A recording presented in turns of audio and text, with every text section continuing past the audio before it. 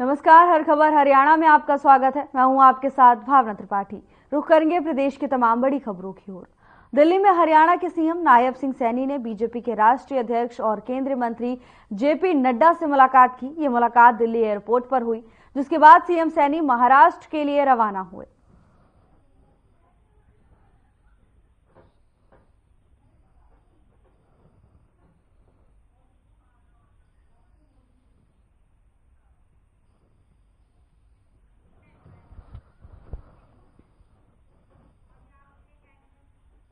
कुरुक्षेत्र में राष्ट्रीय प्रौद्योगिकी संस्थान कुरुक्षेत्र में 19वां दीक्षांत समारोह आयोजित हुआ।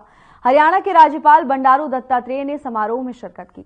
उन्होंने कहा कि दीक्षांत समारोह केवल समारोह नहीं है, बल्कि विद्यार्थियों की उपलब्धियों और क्षमताओं का उत्सव है। आप यहां से डिग्री लेने के बाद नौकरी लेने वाले नहीं, बल्कि नौकरी देने वाले बने, दुनिया में आपकी पहचान बने, ऐसा विश्वास बनाना है।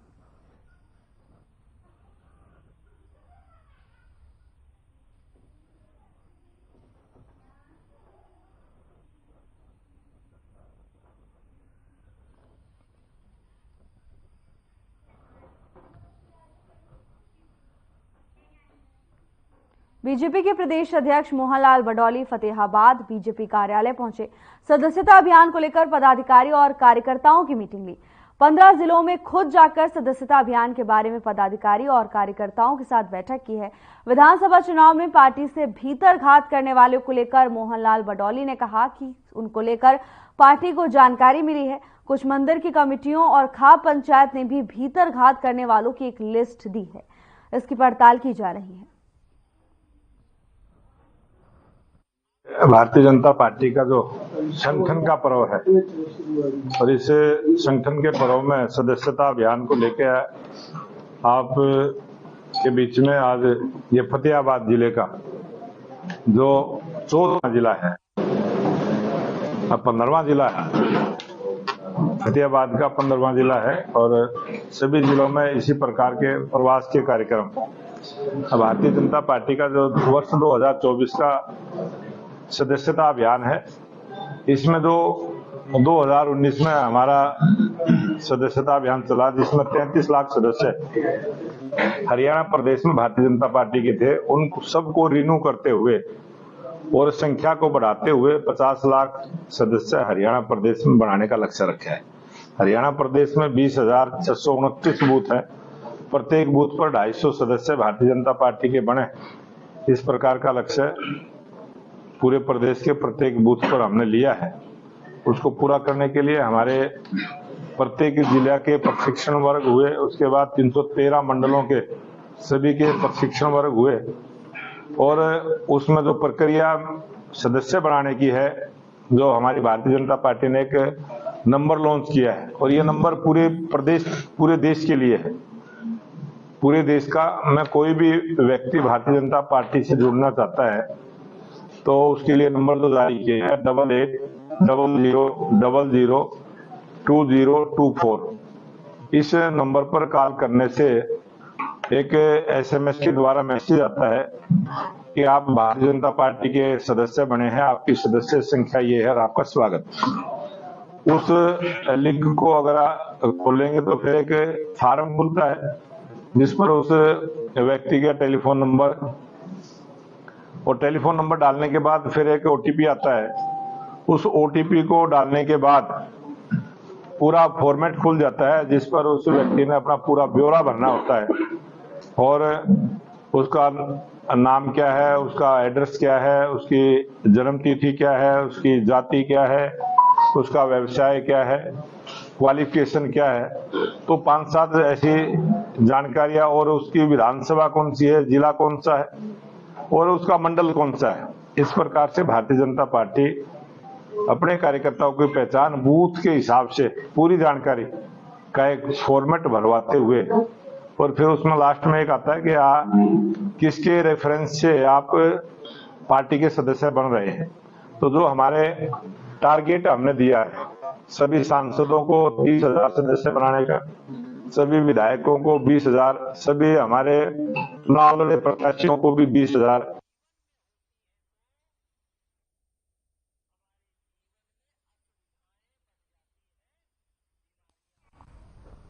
बीजेपी प्रदेश अध्यक्ष मोहनलाल बडोली सिरसा पहुंचे। सदस्यता अभियान को लेकर कार्यकर्ताओं की मीटिंग ली। इस दौरान उन्होंने सभी कार्यकर्ताओं से संगठन के विस्तार को लेकर चर्चा भी की। संगठन के विस्तार के लिए सभी 90 विधानसभा में जाकर पदाधिकारी और कार्यकर्ताओं से राय ली जा रही है। बीजेपी प्रदेश अध्यक्ष ने कहा कि सदस्यता अभियान को लेकर हरियाणा बीजेपी ने टोल फ्री नंबर जारी कर दिया है।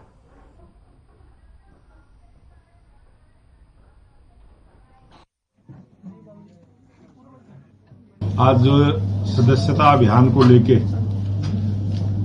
सिरसा जिले की बैठक, ये हमारा संगठन पर्व और संगठन पर्व में जो भारतीय जनता पार्टी की लोकतांत्रिक व्यवस्था है उसको मजबूत करते हुए 2024 में फिर 6 वर्ष के लिए भारतीय जनता पार्टी के सभी कार्यकर्ताओं को दोबारा से रिन्यू करने का काम और भारतीय जनता पार्टी में नए सदस्यों को सदस्य के रूप में मेंबर बनाने का अभियान पूरे देश में चला है। और 21 अक्टूबर से हरियाणा प्रदेश में, क्योंकि यहाँ विधानसभा के चुनाव थे, विधानसभा के चुनाव के बाद 21 अक्टूबर से हरियाणा में भी यह अभियान चला है।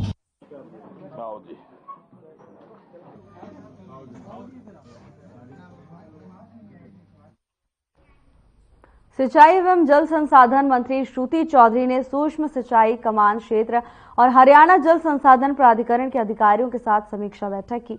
मंत्री ने अधिकारियों को ड्रिप सिंचाई और अन्य जल संरक्षण पहलुओं पर सहित सूक्ष्म सिंचाई परियोजनाओं के कार्यान्वयन में तेजी लाने के निर्देश भी दिए।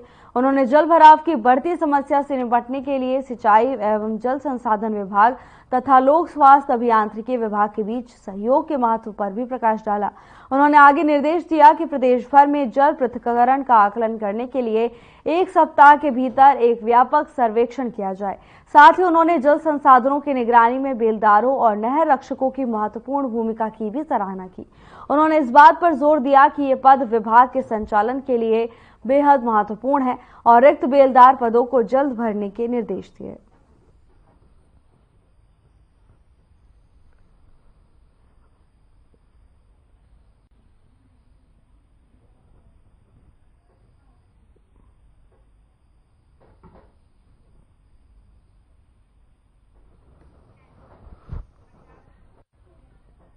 बीजेपी के प्रदेश अध्यक्ष मोहनलाल बडोली हिसार पहुंचे। हिसार विधानसभा के सभी बीजेपी विधायकों कार्यकर्ताओं के साथ मुलाकात कर आवश्यक दिशा निर्देश भी दिए। पूरे प्रदेश के 20,639 बूथों पर नई सदस्यता होनी है। 2019 में कुल 33 लाख सदस्य बने थे। 30 नवंबर तक इस अभियान को चलाया जाएगा। प्रदेश में 50 लाख सदस्य बनाने का लक्ष्य रखा गया है। प्रत्येक बूथ पर 250 सदस्यों में महिला, युवा, किसान, प्रत्येक वर्ग की भागीदारी इनमें होनी चाहिए।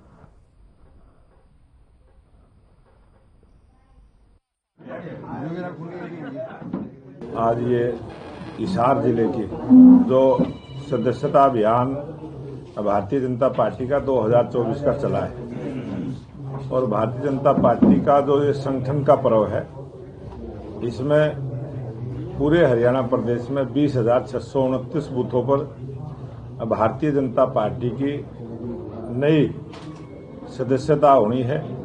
और इसमें जो पुरानी सदस्य 2019 में हमारे 33 लाख सदस्य बने थे, उन सबको रिन्यू करने का काम है। और 21 अगस्त के बाद हरियाणा प्रदेश में भी, क्योंकि विधानसभा के चुनाव थे, उस वजह से सरकार का गठन होने के बाद हरियाणा में सदस्यता अभियान शुरू हुआ है।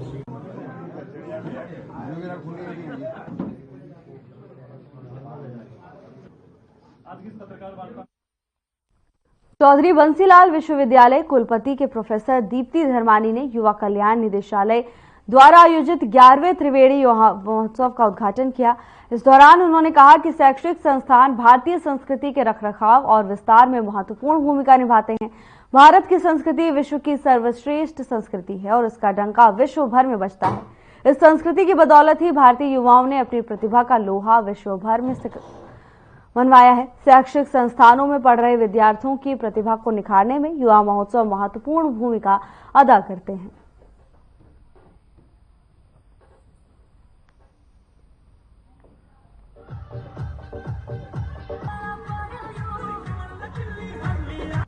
5 टीम्स में अगर हमें रहते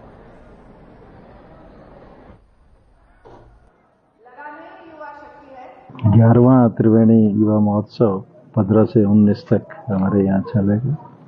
जैसे कि डायरेक्टर यूथ वेलफेयर ने अनाउंसमेंट किया है कि इस महोत्सव में 30 कॉलेज और 1800 से अधिक पार्टिसिपेंट्स जो हैं वो भाग लेंगे। जैसा पहले भी होता रहा है, ये धरती एक विभिन्न संस्कृति की धरती है और 3 राजस्थान, पंजाब और हरियाणा की संस्कृति का समावेश इसमें मिलता है। तो अगले आने वाले 15 से 19 के बीच में 5 दिनों में आप इन तीनों संस्कृतियों की एक झलक देखेंगे और इसके साथ साथ आप स्टूडेंट्स जो विभिन्न प्रकार की एक्टिविटीज़ में पार्टिसिपेट करेंगे तो उनकी क्रिएटिविटी और उनकी जो इंटेलेक्चुअल लेवल पर जो भी इनोवेटिवनेस है उसको भी जरूर दर्शन करेंगे। जो कुछ यहाँ सीखा वो सब कुछ वहाँ फायदे में आ रहा है। अगर यहाँ काम नहीं करती, सीखती नहीं तो वहाँ कुछ दे नहीं पाती। तो जो कुछ भी वहाँ दे पाऊंगी वो सब इसलिए क्योंकि सीडीएल न्यूज़ ने मुझे वो सब सीखने के लिए अवसर प्रदान किया। इसके लिए मैं हमेशा सीडीएलयू की कृतज्ञ रहूंगी। किस तरह की परफॉर्मेंस देखने को मिली? डीवाईडब्ल्यू की तरफ से हमेशा कार्यक्रम बहुत अच्छा रहता है और डीवाईडब्ल्यू इस समय की बहुत ही जोशीली, बहुत ही डायनामिक लीडरशिप में है। कुलपति अजमेर मलिक जी के संरक्षण में जो भी कार्यक्रम यहाँ आयोजित किया जा रहा है बहुत ही खूबसूरत तरीके से आयोजित है। इन 5 टीम्स में अगर हमें रहते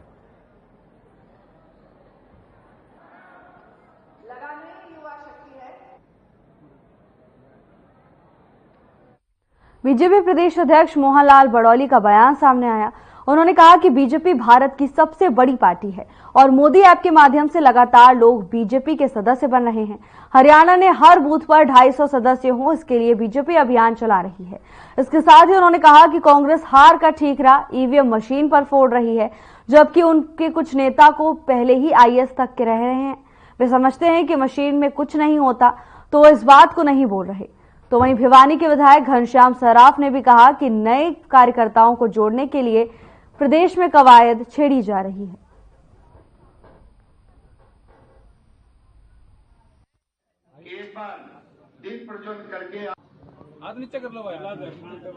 पंजाब के साथ हरियाणा के हैं। हरियाणा का पंजाब का बंटवारा होने के बाद जो अनसुलझे मुद्दे हैं, प्रयास ये करना चाहिए कि उन मुद्दों पर बैठ के बातचीत का रास्ते से उसका समाधान निकले। हरियाणा के किसानों के खेत को भी पानी मिले, हर हाथ को काम मिले और देश विकास की दृष्टि से, प्रदेश विकास की दृष्टि से आगे बढ़े। ये हमारी सरकार की सोच है, जिसकी मैं बहुत बहुत प्रशंसा भी करता हूं और निवेदन भी करता हूं जो विपक्ष के लोग इस प्रकार की राजनीति में उतारू हुए हैं कि विकास का काम हरियाणा में होना है और वो विरोध जता रहे हैं। पंजाब की सरकार पंजाब में विकास करे, पंजाब की सरकार अपना अलग से बिल्डिंग का निर्माण करे, बैठने की व्यवस्था करे, हमें तो कोई एतराज नहीं है। हरियाणा में अगर कोई विकास का काम होता तो इसके बारे में विरोध करना ये उनकी नकारात्मक सोच का परिणाम है। पंजाब की सरकार है और जिस प्रकार की सोच उस सरकार की है वो हमने दिल्ली में भी देखी है, पंजाब में भी देखी है। आने वाला समय होगा, जनता इसका इलाज करेगी। भारतीय जनता पार्टी को जिताने का सबसे बड़ा हाथ हरियाणा की जनता जनार्दन का है, जिसका हमने सम्मान किया है, जिसको हम भगवान के रूप में मानते हैं और हम उन सबका धन्यवाद करते हैं जिन्होंने भारतीय जनता पार्टी की सरकार बनाने का काम किया। जनवरी में जब भी चुनाव होते हैं, हरियाणा प्रदेश के नेता भी वहाँ चुनाव में जाते हैं, यहाँ के कार्यकर्ता भी जाते हैं और हरियाणा की बहुत बड़ी आबादी दिल्ली में जाके बसी है और जिस प्रकार के रिजल्ट हरियाणा में आए हैं उसी प्रकार के रिजल्ट दिल्ली के चुनाव में भी भारतीय जनता पार्टी के पक्ष में आने वाले। महाराष्ट्र में और जो झारखंड में चुनाव है वहाँ वातावरण बना है और जो हरियाणा का चुनाव है पूरे देश में जो नकारात्मक सोच के साथ एक झूठा प्रचार करने का काम कांग्रेस ने किया था, वो नैरेटिव हरियाणा की जनता जनार्दन ने तोड़ने का काम किया है। जिसमें ये जो कार्यकर्ता बनाओ अभियान चल रहा है उसके बारे में विस्तृत से चर्चा हो रही है और मैं मानता हूं कि इतना टारगेट किसी भी हमारे पार्टी के कार्यकर्ता को दिया है तो वो निश्चित रूप से अपना लक्ष्य पूरा करेगा। और किसी में कमी आती है तो विधायक और सांसद भी उनके साथ जाके ये हम कार्यकर्ता बनाने का आह्वान किया है, उसी को आगे बढ़ाएंगे।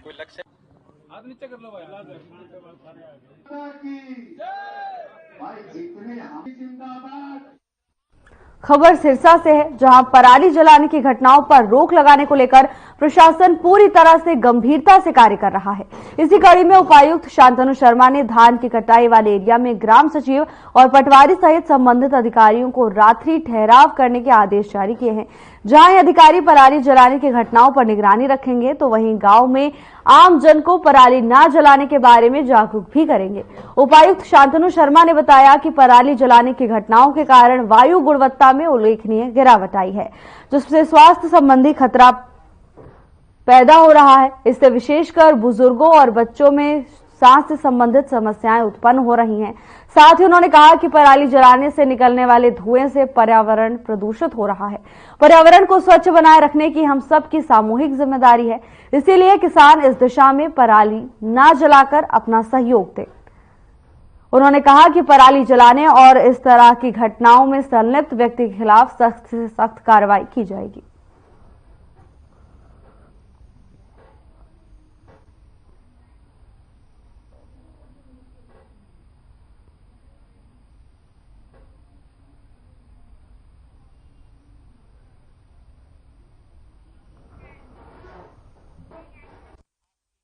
गोगामेड़ी थाने की कमान अब महिला थानेदार संतोष ढाका को सौंपी गई है। बता दें कि गोगामेड़ी थाने में थानेदार के पद पर सुशोभित हुई संतोष ढाका गोगामेड़ी थाने की पहली महिला थानेदार बनी है। अजय गुरु के स्थानांतरण के बाद संतोष ढाका को गोगामेड़ी थानेदार के पद पर लगाया गया है। गोगामेड़ी थानेदार संतोष ढाका ने मीडिया से बातचीत भी की। उन्होंने बताया कि सभी को साथ लेकर और आमजन की समस्याओं का त्वरित समाधान करते हुए काम किया जाएगा।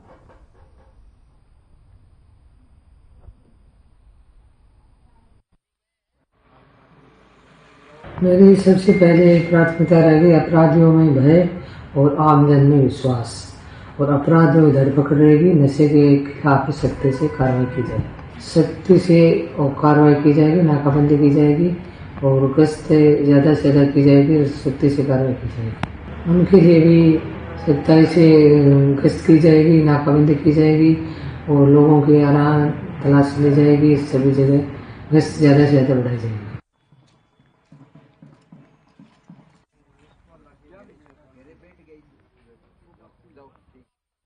खन्ना कॉलोनी निवासी रिटायर्ड सब इंस्पेक्टर पिछले 5 दिनों से खैरपुर चौकी में न्याय के लिए ठोकरें खाने को मजबूर है। मामले के अनुसार 10 नवंबर को खन्ना कॉलोनी निवासी रिटायर्ड सब इंस्पेक्टर के घर के बाहर खड़ी गाड़ी पर पड़ोसी जसबीर सिंह के बच्चे ने पत्थर मारकर शीशा तोड़ दिया। पूरा मामला सीसीटीवी में कैद हो गया। गली में खेल रहे बच्चों ने घटना को रिटायर्ड सब इंस्पेक्टर को जानकारी दी, जिसके बाद पड़ोसी ने गाड़ी ठीक करवाने के लिए पड़ोसी से कहा, जिसके बाद उनके साथ अभद्र व्यवहार किया गया।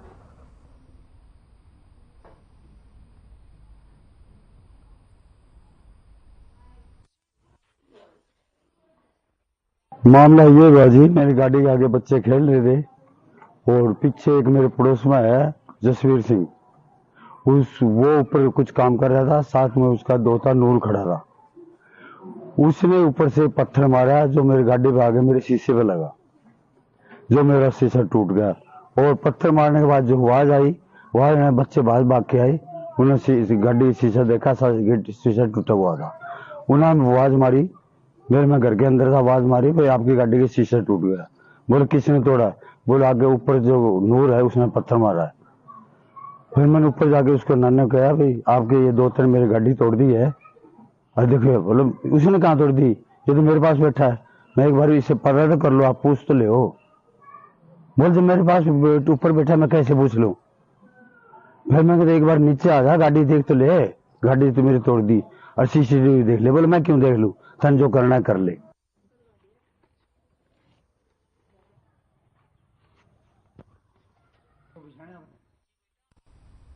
बल्लभगढ़ के हरिविहार में सुबह लोगों ने नशा करने वाले एक युवक को बांधकर बिजली के खंभे से बांधकर पिटाई कर डाली। इसके बाद स्थानीय लोगों ने इसका वीडियो भी बनाया। तो वहीं इस मामले की सूचना संबंधित थाना पुलिस को दे दी गई है। सूचना मिलते ही डायल 112 की जिप्सी मौके पर जा पहुंची। फिलहाल पुलिस मामले की जांच में जुटी हुई है। स्थानीय लोगों का आरोप है कि युवक उनकी कॉलोनी में रहने वाली लगभग 11 साल की किशोरी को बहला फुसलाकर नशे की चीज सुंघाकर किडनैप करने की फिराक में था।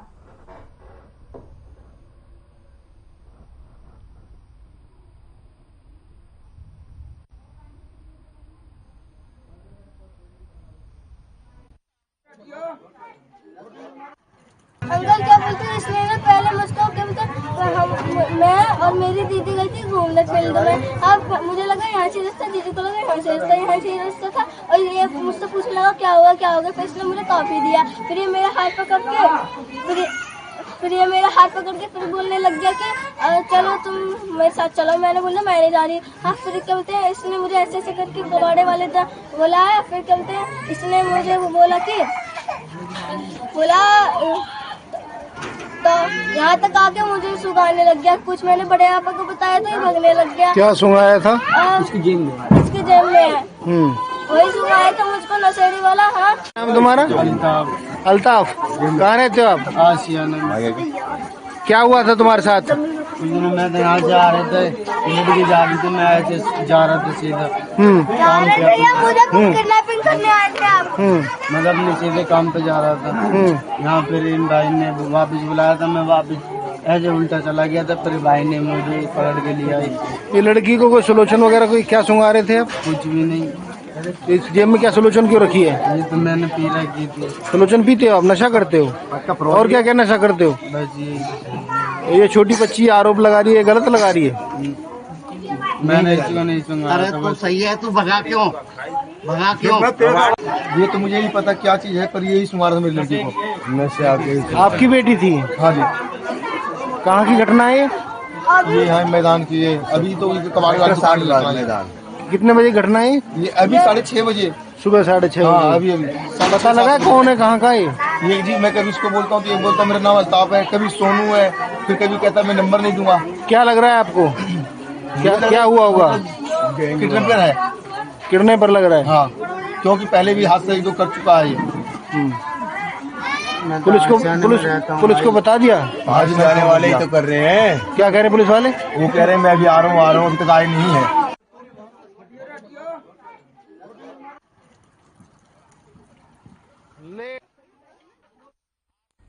बुलेटिन में मेरे साथ बस इतना ही। अब वक्त हो चला है डॉक्टर राकेश गुप्ता के साथ हमारे खास कार्यक्रम प्लस माइनस का।